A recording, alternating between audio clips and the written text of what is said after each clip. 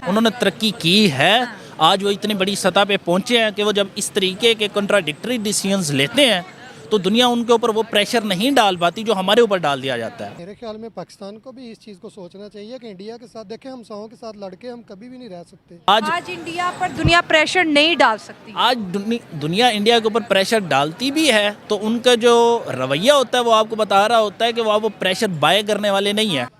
उनकी इकोनॉमी हमसे कुछ 10 गुना शायद बड़ी है। उनके देखिए आईटी के अंदर उनकी कितनी एक्सपोर्ट है, मेडिकल के अंदर उनकी कितनी, अभी आपको पता है एप्पल की जो प्रोडक्शन है वो भी 1/4 या इससे भी शायद ज़्यादा जो है वो इंडिया में हो रही है। सऊदी अरब इंडिया से बोले हमें ब्राह्मोस मिसाइल दे दो, हमें अग्नि 5 मिसाइल दे दो। ब्रह्मोस उन्हें पसंद भी आया है। देखें ब्राह्मोस किसको पसंद नहीं आया, जिस तरह से उसमें लेटेस्ट टेक्नोलॉजीज लगाई गई थी। अग्नि 5 है, जिस तरह से ये मिसाइल है कि भाई कोई इसको डिटेक्ट ही नहीं कर सकता, ऐसा सेंसर ही नहीं है। देखें इतनी ज़बरदस्त टेक्नोलॉजी लेके आना और over the years with in 10 years अपने आप को इतना ज़्यादा बिल्ड करना, देखें ये अगर कोई कर सकता है तो वो इंडिया, और उसने करके भी दिखाया है। और जिंदगी भर जेल में सड़ोगे और तुम जेल की दीवारों पे ना स्प्रे पेंट करना खालिस्तान जिंदाबाद, और वहीं पे भिंडरा वाले की फोटो लगाना तुम जेल के अंदर।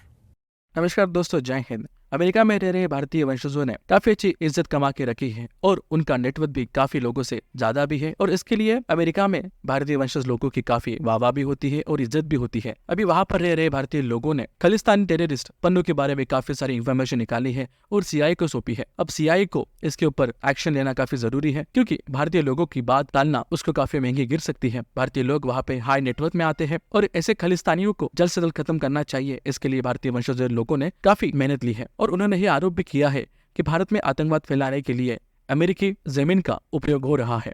और दूसरी ओर पाकिस्तानी काफी परेशान है, क्योंकि हर दिन भारत में कोई ना कोई डेवलपमेंट होती है और देखकर पाकिस्तान दिन ब दिन जलते रहते हैं। इसके ऊपर पाकिस्तानी लोगों ने काफी प्रतिक्रिया दी है। आइए देखते हैं इस वीडियो में किस प्रकार से पाकिस्तानी मीडिया ने इसके ऊपर रिएक्ट किया है। जय हिंद। पैसे इकट्ठा करो, आपके पास पैसे हैं, इकट्ठा करो, give that money to somebody and just imagine Pannu सड़क पे जा रहा है रात को 7-Eleven से कुछ चीज खरीद के ना, पन्नू घर जा रहा है धीरे धीरे, टक टक टक टक टक टक, और पीछे से कोई आता है, आर यू गुरपतवंत सिंह पन्नू? कहता है yes, the Gurpatwant, the Pannu, the Singh.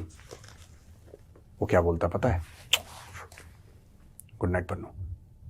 Thank you so much. Saudi Arab को अपनी इकोनॉमी मेंटेन करने के लिए, जो कि ऑयल के एक्सपोर्ट पर काफ़ी हद तक बेस्ड है, उनको इसके लिए वेस्टर्न ममालिक ख़ास करके अमेरिका, जो कि एक बहुत मेजर इंपोर्टर है अरब ऑयल का, उसके साथ रिलेशनशिप्स मेंटेन करना सऊदी अरब के लिए काफ़ी इम्पोर्टेंट है। तो अगर तो वो वुमेंस राइट्स की कोई भी वायलेशन करते हैं, मतलब इनवर्डली वो चाहे जो मर्ज़ी करते रहें, आउटवर्डली जो नज़र आने वाली राइट्स होते हैं उनकी अगर वो वायलेशन करे तो फ़ौरन से अमेरिका जो है वो उनके ऊपर एम्बार्गो लगा सकता है, उनके ऊपर सख्तियाँ कर सकता है, उनका एक्सपोर्ट रोक सकता है। वो इंपोर्ट नहीं करेंगे तो ये एक्सपोर्ट नहीं कर सकते। और दूसरा इसके होने में दूसरी वजह ये है कि इसके सामने ज़्यादा रुकावट भी नहीं है, क्योंकि जो फ्रीडम्स पहले नहीं दी जा रही थी ना, ये रिलीजियस रीज़न्स की वजह से नहीं था, ये कल्चरल रीज़न्स की वजह से था। क्योंकि हमारा इस्लाम जो है वो कहीं आपको नहीं कहता कि औरत तिजारत नहीं कर सकती। हज़रत खदीजा एक ख़ुद ताजरा थी, और फ़नून पे भी कोई उनकी रुकावट नहीं है कि कितने फ़नान अरब निकले हैं और मुस्लिम दुनिया से निकले हैं। तो इसमें अगर थिएटर वहाँ पे चल रहा है तो थिएटर का मतलब डायरेक्टली ये तो नहीं होता कि वहाँ पर फहाशी हो रही है। थिएटर का मतलब होता है कि आप किताबी लर्निंग देने के बजाय आप लोगों को सामने दिखा रहे हो कि ये हो रहा है हमारे माशरे में, तो आप जाके देख लीजिए। लेकिन दूसरा ये है कि इस्लाम में भी अगर हम देखते हैं तो कहीं पर ये नहीं लिखा गया कि आप माइनॉरिटीज़ के ऊपर सख्तियाँ करें और आप उनके जो इबादत गाहें हैं उनके ऊपर सख्तियाँ करें। कुरान में लिखा गया है कि कोई उससे ज़्यादा बड़ा जालिम नहीं सिवाय उसके कि जो ऐसी जगहों पर अल्लाह का नाम लेने से मना करे जहाँ पर अल्लाह का नाम लेना चाहिए। तो चाहे वो खुदा कहें या राम कहें या गॉड कहें, वो इनडायरेक्टली उनकी, चाहे उनकी इबादत का तरीका भी गलत है, उनकी कोशिश तो यही है कि वो खुदा की इबादत करें। तो हम कौन होते हैं किसी को इस काम से रोकने वाले कि वो किसी ना किसी तरह अपना रास्ता खुदा की तरफ ढूंढे। पाकिस्तान को उस तरह से अब भी प्रायोरिटी नहीं दी जा रही। आई थिंक इसके पीछे सिंपल सा रीज़न इकोनॉमिक्स का है। इंडिया की डेमोग्राफिक पाकिस्तान से ऑब्वियसली ज़्यादा बड़ी है और इंडिया की इकोनॉमी भी ज़्यादा पावरफुल है। तो अगर आप इंडियंस को वेलकम करेंगे अपने कंट्री में, आप इंडियंस को अट्रैक्ट करेंगे, आप इंडियंस का इनडायरेक्टली पैसा अट्रैक्ट करेंगे। तो इसमें कोई ख़ास कॉम्प्लिकेटेड या साजिश वाली बात नहीं है, इट्स जस्ट कैपिटलिज्म। हम भी इंडियंस को वेलकम ना कर ले इकोनॉमी के लिए? मेरे ख्याल से तो करना चाहिए, कल्चरली भी करना चाहिए। ज़्यादा सेग्रीगेशन की अब तो ज़रूरत नहीं है क्योंकि ह्यूमन राइट्स को इतना वायलेट वो पाकिस्तान में आकर तो नहीं कर लेंगे ना। तो वो वॉर का भी टाइम नहीं रहा कि भाई वो यहाँ आएंगे तो भाई बम फेंक के चले जाएंगे। इसका मैं कुछ नहीं कह सकता, ये अभी भी हो सकता है। तो मैंने इनको काम पे लगाया, जितने भी एनआरआई हैं, जो मेरे दोस्त हैं, जो मेरे भाई हैं वहां पे, मैंने भाइयों को बोला कि यार तुम लोग काम पे लगो, बताओ मेजर साहब क्या काम है। मैंने बोला देखो पैसा तुम्हारे पास है, ये मैंने वीडियो में बोला था। फिर मैंने फोन करके बोला कि मैंने बोला भाइयों देखो तुम्हारे पास पैसा है, तुम्हारे पास रसूख है, तुम्हारे पास दौलत शौहरत सब है और तुम हाई टैक्स पेयर हो और तुम वेलफेयर पे नहीं जीते जैसे खालिस्तानी जीते हैं। खालिस्तानी कोई इज्जत नहीं है ना इनकी, they have no self respect.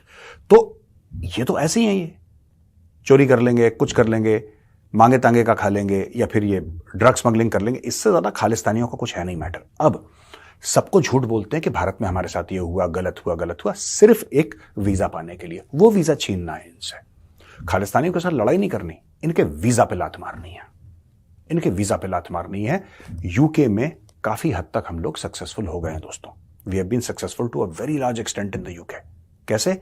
अब यूके से जो लोग हैं वो उठना शुरू होगा, पूरे यूरोप में ये होगा, सिर्फ यूके में नहीं। आप जर्मनी में देखना, आप जर्मनी में देखना, मैं नाम लेके देश बता रहा हूं, जर्मनी में, इटली में, जहां जहां खालिस्तानी हैं इनको उठा के फेंका जाएगा। जस्ट वॉच, 2024-2025 में यह काम तेजी पकड़ लेगा। इनके गरेबान पे हाथ डाल के इनको लात मार के जलील करके बाहर फेंका जाएगा।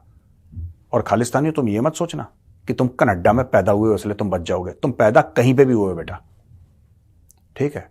तुम कहीं पर भी पैदा हुए हो, लाया तुम्हें नोएडा ही जाएगा, ठीक है ना? तुम कहीं पर भी पैदा हो, उससे कोई फर्क नहीं पड़ता। एंड डोंट नेचुरलाइज सिटीजनशिप और ये फलाना, ये छोड़ दो ना, ये सब बातें छोड़ दो। कई देश रिविजिट कर रहे हैं। It does not matter if you are born here, it does not matter if your parents came and you were born in this country, it does not matter. ऐसा बोल रहे हैं दोस्त।